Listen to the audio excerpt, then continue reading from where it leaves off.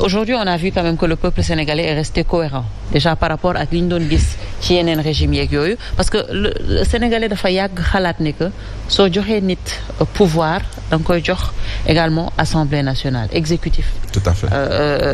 Loolu la ñu yàgg gis en tout cas régime yi fii toppante yëpp c'était le même cas alors aujourd'hui pour décrypter ce message du vote lan lañ ci mën a jàpp est-ce que c'est la même logique wala y a quelque chose qui a changé. Non mais y a d'abord que fii Aliou Sow toog maa ngi koy nuyu fii la bëggoon toog ma toog fii ma ne ko les Sénégalais yéen a ngi wax cohabitation mais quels sont les gages que vous donnez que le pays ne sera pas bloqué? Mais la réponse qu'il m'avait servi ne m'avait pas satisfait. J'ai même relancé. C'est simplement pour dire que quelque part les Sénégalais sont restés cohérents.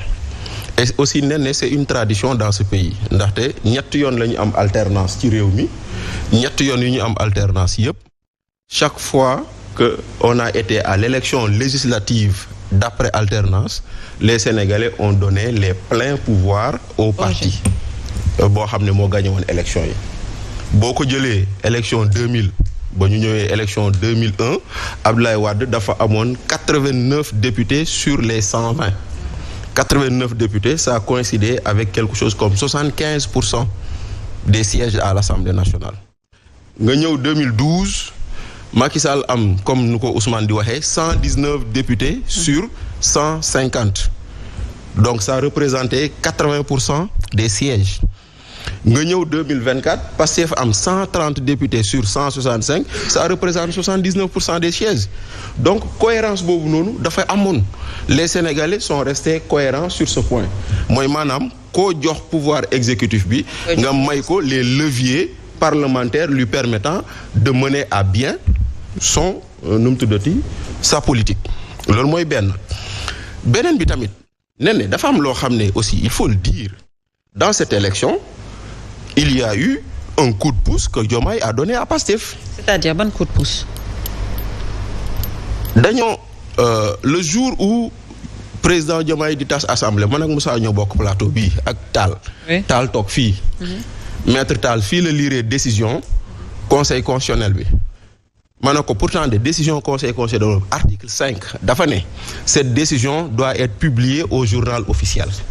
te décision boobu noonu conseil constitutionnel mu ngi ko jox président Diomaye le 10 juillet moom président Diomaye mu bindoon conseil constitutionnel le 5 juillet donc du 10 juillet au 12 septembre kenn xamul lu dul waa Pastef ni décision conseil constitutionnel génn na wax kañ la ñuy tas assemblée ak kañ la ñu war a mën a dem élection donc ça veut dire c'est 64 jours donnés à Pastef par rapport au reste de l'opposition qui n'a eu que 10 jours parce que ba ñu wootee ni tas nañu assemblée bi ak defar li si fukki fan moo fa xew donc loolu noonu. mais loolu tam Bachir est-ce que tamit du certes je peux comprendre sa crainte face à ça mais est-ce que d'une autre part aussi les gens ne le savaient pas. parce que ñëpp a ngi doon xaar assemblée am 2 ans pour que ñu mën ko tas et tout le monde sait que aujourd'hui pouvoir bu bees bu ñëw obligatoirement. day tas un pouvoir qui vient chercher une majorité kenn du ko bañ a. naturellement oui benn mais. période boobu noonu bu leen fàttaliku Mimi Touré lan la waxoon da ne woon assemblée nationale bi dañ ko war a tas à partir du 31 juillet. ñu ne ko lu tax mu ne parce que 31 juillet moo nekkoon élection yi. ñenn ñi ne ko non on compte à partir de l'installation. oui kon problème bi mooy ci benn côté président dina tas assemblée kañ la koy tas kenn xamul cëggalu guyam la mais décision conseil constitutionnel bi da waroon génn te génnul man loolu lay wax la décision devait être rendue publique. Article 5 décision bi dañu ne cette décision doit être publiée au journal officiel donc loolu c'est un avantage daa mel ni tey man ak yow ñu doon dem Ndar nga daw ba Tivaouane ñu soog a joxe départ kon boo ma njëkkee egg Tivaouane c'est normal xam nga boo ma njëkkee egg Ndar c'est normal man maa ngi Dakar ñu joxe départ donc loolu beneen bi tam dafa am loo xam ne erreur opposition bi la comme ni nga ko waxee nii d'accord naa ak yow xamoon nañ ni dañuy dem ci tasum assemblée. te l'opposition ne s'est pas préparée à aller aux élections mais problème bi mooy décision bi moo ñu doon wax naka la ñuy demee élection am na ñoo xam ne commencé woon nañ collecter parrainage. alors que conseil constitutionnel ba mu jëlee décision am da ne parrainage du dem am na ñoo xam ne dañ ne et cetera donc maanaam l'opposition ne s'est pas bien préparée ça il faut le dire. Très bien. Maintenant l'opposition également n'a pas su avoir assez de temps pour defar ay listam parce que am na ay endroits yoo xam ne amuñu liste la preuve élection bii nii y a eu 41 listes Néné. Oui. Mais seul Pastef a présenté des listes dans toutes les localités. Même waa APR ñi nga xam ne ñoo jóge ci nguur gi ils n'ont pas pu présenter toutes les listes dans toutes les localités jàmm ak njëriñ keneen ak noonu donc c'est dire que les 64 jours yi nga xam ne décision bi kiiwuñu ko ça a été 64 jours de plus pour ñoom donc loolu mooy beneen boo xam ne bii nii c'est un élément pour comprendre cette victoire maintenant mu des beneen boo xam ne bii nii c'est le mérite de Pastef le mérite de Ousmane Sonko dans cette élection-là Ousmane Sonko campagne am yëpp fu mu jaar lan lay wax ñii fi jóge dañoo yàq réew mi ñii fi jóge dañoo yàq réew mi ñii fi jóge dañoo sàcc alal réew mi ñii fi jóge dañoo sàcc suuf réew mi et comme le dit Ousmane face à des gens ñi nga xam ne mbirum daw dépense dàq dépense bu ñu xoolee Omar Faye romb da ngay jàpp ni kon la nga amul Omar moo la ko xañ donc c'est un discours qui a marché c'est un discours qui a fait mouche et qui a permis effectivement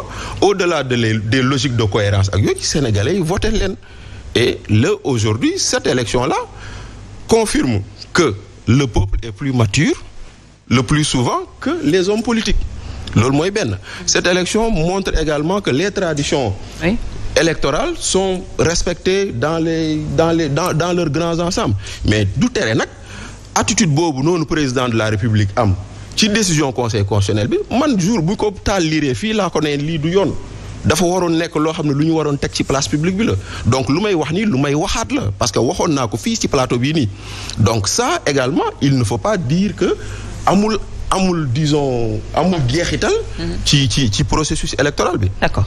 Alors Omar Faye dafa wax coup de pouce wala longueur d'avance bu waa Pastef amoon par rapport ak l'opposition mais est-ce que loolu mën nañ ko jàppee ni que dafa am impact ci votu sénégalais yi. dama yéex a ñëw asalaamaaleykum. nuyu nañ la. maa ngi leen di ziar yéen ñëpp. nuyu sëñ bi Mbacke. ma dama yéex a ñëw parce que am ay travailleurs yu nekk Rufisque nekk Kalia. 150 travailleurs. yoo xamante ni dañ leen dax xam nga loolu neexul ci xol. moo tax ma yéex a ñëw. loolu nag bëgg naa nguur gi jóg si. parce que travailleurs yi ñu leen di dàqee ci fa ñuy liggéeyee xaw na yéeme.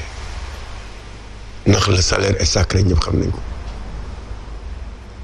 ñu jël sa salaire licencié la dans ces conditions on n'a pas encore tous les éléments par rapport à Kalia mooy société immobilière bi nekk Rufisque mais dinañ s'enquérir de la situation pour xam qu'est-ce qui se passe parce que 150 travailleurs quand même ñu jël leen dàq leen dans certaines conditions c'est inacceptable te je pense que nguur gi dina si jël ay dispositions te am na ci aussi yeneen cas yu mel noonu sànq aussi dégg naa Moustapha Diakhaté a été placé en garde à vue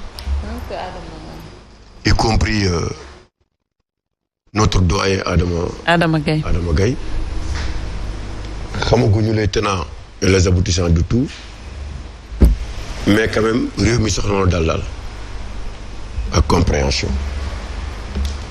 te njiit day am esprit de dépassement dafay am solo ci booy jiite ci réew du lu ñu wax rek nga bëgg ko faje par ay garde à vue ak ay emprisonnement war nga mën a trouver beneen solution d'autant plus que nit ñi soxlawuñu dérapage certes mais sax nañu expression de liberté d'expression boobu ci ne dëgg-dëgg quand même nit ki war na mën a wax xalaatam ci réew mi te du déraper nga bàyyi ko ak xelam loolu soxla nañ ko ci réew mi. maintenant nee na d'abord première remarque 41 listes c'est trop 40 et quelques listes quand même.